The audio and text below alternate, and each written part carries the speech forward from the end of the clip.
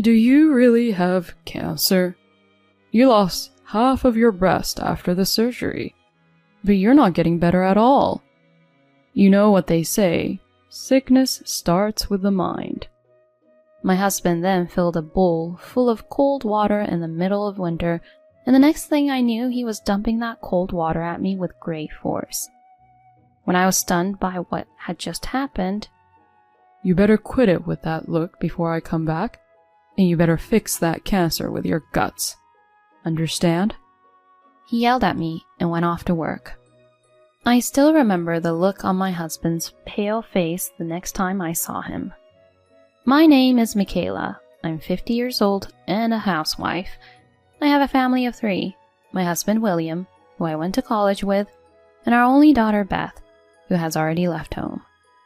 2 months ago, I was diagnosed with breast cancer. I've been noticing some discomfort in my body for a little while now. I kept telling myself, I'll go to the hospital tomorrow, the day after tomorrow, the day after tomorrow, and next week. I've been putting my body on the back burner, and this is the result. The cancer was more advanced than I had imagined, and the doctor diagnosed me the lowest stage. But I wasn't too surprised. Maybe I was prepared for it, because this is not the first time I have been diagnosed with cancer. In fact, I had experienced breast cancer 10 years ago. Back then, my husband was working harder than he is now, and our daughter was in junior high school. I was also working part-time, and our ordinary life was changed by my illness. Cancer? What are you going to do about the housework? Beth is still in middle school. When I told my husband I had cancer, the first thing he said to me was this. He's always talking about himself. My husband William was a workaholic and didn't want to burden himself with family matters rather than my illness. At the time, it was still in its early stages and I was only in the hospital for a month or so. They explained that since there were no other metastases, my breast could be preserved. When I explained this to my husband, he said, Why don't you take the plunge and get rid of your breasts? It's not like you need them. I was hurt that he said those terrible words with a straight face.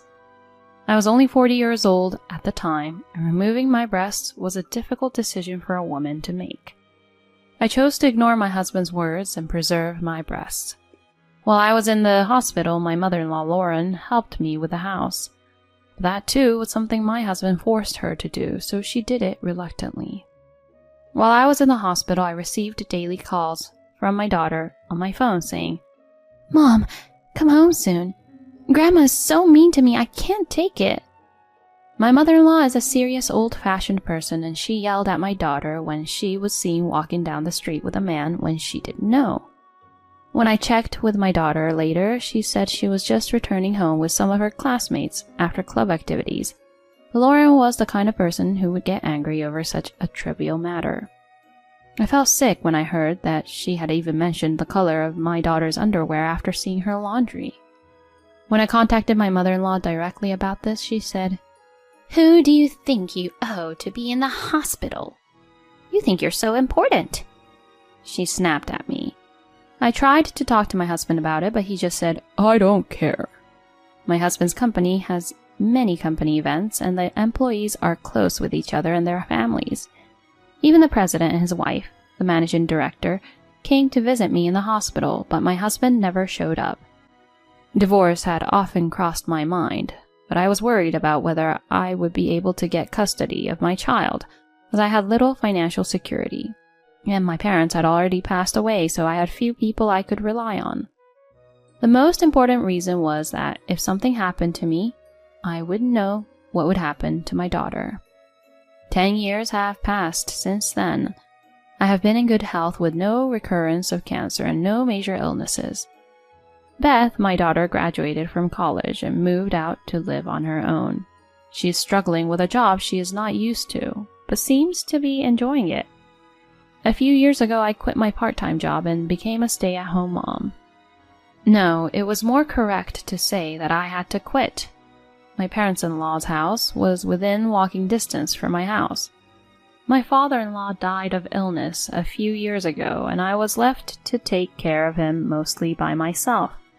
My mother-in-law, who had also had a hard time taking care of her parents, forced me to take care of my father-in-law as if it was a matter of course, saying that this was my job.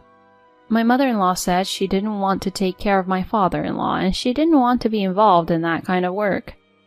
Sometimes she called me in the middle of the night and asked me to come immediately. Lauren, I'm not a caregiver professional. Please, let me rest at night. I feel bad for your husband. I complained to my mother-in-law once like this. Then she brought up an incident in the past when I was in the hospital. Do you not intend to pay me back from back then? She was very sarcastic. My husband had a sister, Heather, who was also very vicious. I am a married woman, so I have nothing to do with that family anymore. So she won't care for her father. But when my father-in-law passed away, she said, I would like to talk about my inheritance with my mother and brother, so Michaela, you have nothing to do with this, so can you please leave the room? How could she say such a thing without hesitation, without a word of thanks to me who had cared for her father for so many years? My father-in-law was a very kind man, and I felt sorry for him and his family. Just as I was getting ready to ask my husband for a divorce, my mother-in-law developed dementia. It was even harder to care for her than caring for my father-in-law. Hey, give me my money back. I was repeatedly accused of things I never did. Of course, my mother-in-law was wrong, and I never stole a penny. My mother-in-law's dementia only got worse and worse, and there was one time I spoke to a neighbor. You know, this is hard to say. It's about your mother-in-law. She came to the wake the other day, but... According to her, the money in the envelope she received from my mother-in-law only included $2. I asked my husband to ask my mother-in-law about this, and he said, That can't be true. The people in the house stole it. He wouldn't even listen to him, and my husband, exasperated, yelled at her to do whatever she wanted, and his anger was also directed at me. You quit your job and became a housewife, so you better take care of my mom properly. He yelled at me. This made me so angry that I snapped back. Excuse me? Cut the crap. Do you think I quit my job because I wanted to? Of course not. You're always working. But isn't she your parent? You should be the only one taking care of her. Don't blame me for any of this. My normally mild-mannered husband became impatient as I raised my voice in anger. Don't suddenly raise your voice. I'll try to help out more, so... Well, I'm sorry. But his apology was only temporary. He took time off work to accompany my mother-in-law to the hospital a few times. But he couldn't take that many days off, so he went back to his old self, and things went right back to the way they were. I had noticed some discomfort in my body at that time, but with my mother-in-law to take care of, my trips to the hospital became more and more distant. By the time I went to the hospital because I was feeling so ill, the cancer had already taken over my body. This time it had metastasized, and I chose to have one of my breasts removed. The reflection in the mirror made me feel like I was no longer a woman. I cried many times. But when I was discharged from the hospital, my husband's words to me were, in a sense, what I had expected. I was to stay at home until the next treatment, and the doctor told me to rest. Still, you could at least take care of Mom. If they took your breasts out, you must be cured by now. The day after I was discharged from the hospital, my husband says such things to me with a sigh as I lay in bed. I can't do it, no matter what you say. Besides, the cancer isn't cured, and I'm still sick. I can't deal with your mother. You do it. My wounds are so sore that it hurts to even lift my hand. My mother-in-law gets emotional, throws things, and is not the kind of person a sick person should be dealing with. My husband, who took care of my mother-in-law while I was in the hospital, must have noticed how difficult it was for me. And yet he still forces me to live the same life as before while I'm in the middle of treatment. What a horrible person he is. Anyway, I'm going to work now, and you can handle the rest. My husband said that and tried to leave the house. Cut the crap! I shouted loudly, and he turned around and approached me. Do you really have cancer? You lost half of your breast after the surgery, but you're not getting better at all. You know what they say, sickness starts with the mind. Then he filled a bowl full of water in the kitchen and dumped it right on me. The coldness of the water and my husband made me shiver. I guess he was under a lot of stress dealing with his mother. You better quit it with that look before I come back. You better fix that cancer with your guts. Understand? He said that and left for work. Guts? Is he stupid? I want to wipe my wet body and change my clothes right away, but I can't move as much as I want, and my wound hurts. I called my husband right away, but he was either ignoring me or not answering, so I called someone. An hour or so later, my husband came home with a panicked look on his face. The president asked me, "Why are you here, Mrs. Director?" My husband was very upset, and even though it was the middle of winter, his face was sweating profusely. Michaela called me. She wants you to get in touch with her. What's the meaning of this? You're taking some time off to deal with Michaela, aren't you? My husband had a cup in his hand with the logo of a nearby coffee shop on it. He lied to me about his work so he could enjoy his time alone. No, that's... To my husband, who did not know how to respond, I hate people who can't take care of their families. Do you think someone who can't even take care of his family can take care of a customer who is a complete stranger?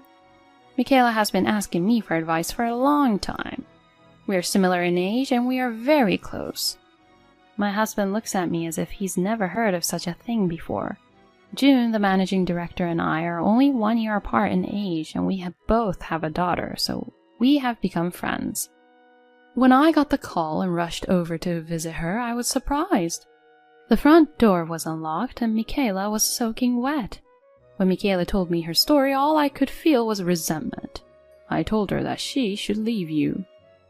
I heard my husband's voice so small and muffled that I couldn't hear him, not to mention struggling with the words of the executive director. I almost laughed at the thought that my husband, who is often overbearing to me, is such a weak-willed person at the office. The managing director glared at him and said, "Well, I just came to talk to you about work and I'll be on my way. You have about 10 years left until retirement, but we don't have a seniority system. We assign positions based on an employee's personality and enthusiasm for the job. So you won't be getting promotions anytime soon. On the contrary, you may get demoted. You understand what I mean, don't you?" My husband's face grew paler and paler as he listened to the executive director's words. In fact, the current president of the company my husband works for is his son-in-law, and the actual management of the company is the daughter of the president of the entire company. Since the managing director is in charge of the company, my husband's career at this company will surely be cut short in the future, according to the managing director. My husband collapsed to his knees. "You can decide whether or not you want to stay with the company," June, the managing director, said to me. "Michaela, let's have dinner again when you get well." I smiled and told her, of course. When June left our house, my husband said, "Why did you call her out of all people? Are you trying to harass me?" "Huh? Why else would I call her? It's your fault you didn't pick up the phone." My husband looked frustrated, as if he couldn't say anything back to me. Hey, you're good friends with the managing director, aren't you? I want you to talk to the managing director and tell her that this whole thing was a misunderstanding.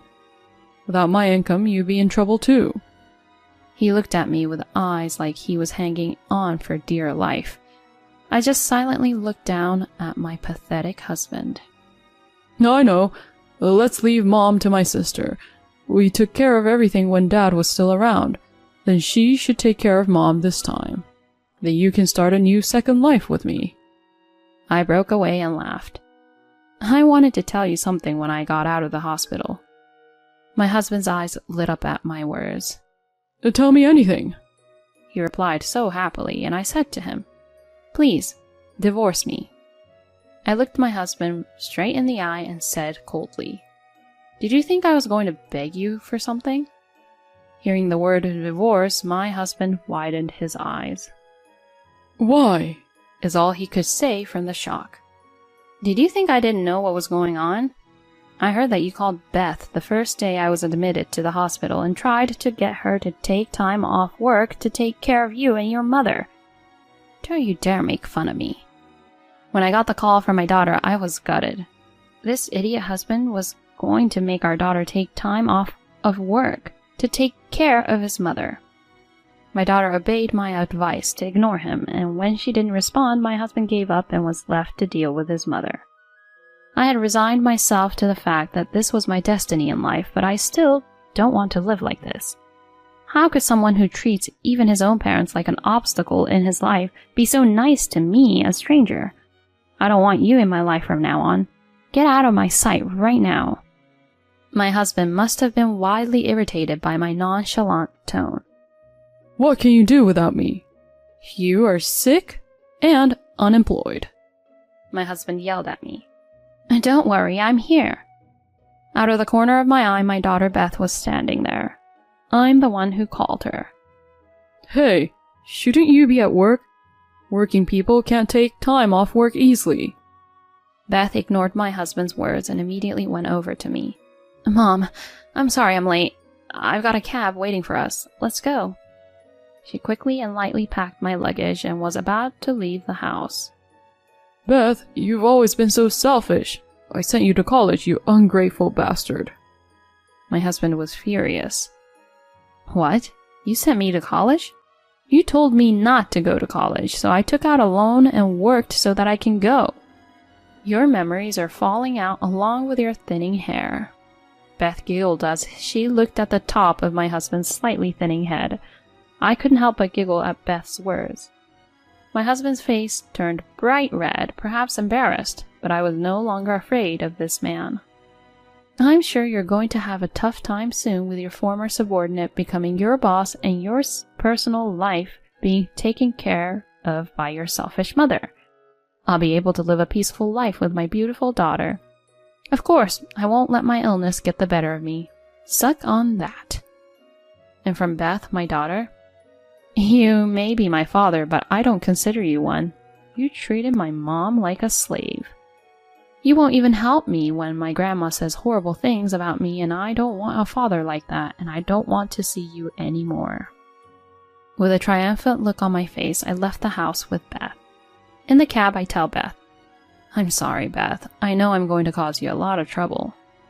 Beth looked at me with a puzzled look on her face. I'm sorry? What do you mean? I'm glad you finally divorced Dad. And don't worry about our life. I make a lot of money. I'm an adult now. Thank you for relying on me, Mom. I couldn't stop crying at the words of my daughter, who had grown up to be a fine woman before I knew it. After that, my husband and I got divorced. My ex-husband kept trying to get me to stay with him, but there was no way that was happening. Because of the way he had treated me, I was awarded alimony for the emotional pain and the division of property in my favor. What happened to my ex-husband after that was worse than I could have imagined. He was taking care of my ex-mother-in-law with dementia while working, but he gave up after only a week and tried to get his sister to do it. Heather tried to put Lauren in a facility, but she was told that there was a long waiting list, a year at the earliest. My ex-mother-in-law would walk out of the house and take store merchandise out of the store, and my ex-husband said the store has called him at work numerous times.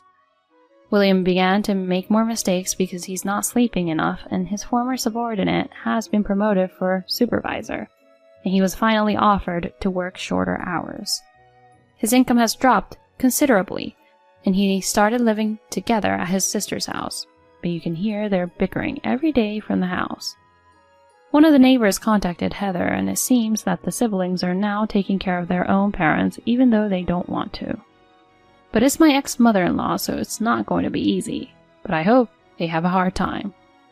It's none of my business anymore. June, the managing director, told me everything. I moved in with my daughter after that.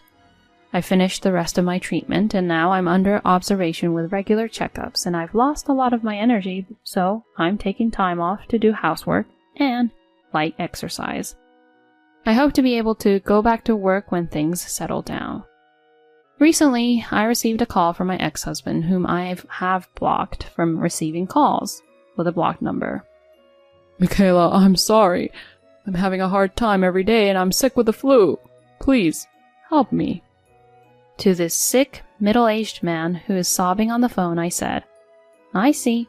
So as they say, sickness comes from the mind, so why don't you just pour water over your head and try to fix it with your guts? If you want me to cure cancer with my guts, you can do this much, right? Oh, if you call me again, I'll go to the police. I hung up the phone coldly, and the next day I changed my phone number. When I was diagnosed with cancer, I thought I would never be able to see the day my daughter gets married, but the other day Beth said a little shyly, Mom, there is someone I'd like you to meet. Apparently, my dream may be coming true in the near future. So my new dream is to hold my grandchild in my arms. My second life has just begun and I will not be defeated by illness. With this in mind, I will continue to live strongly, one day at a time.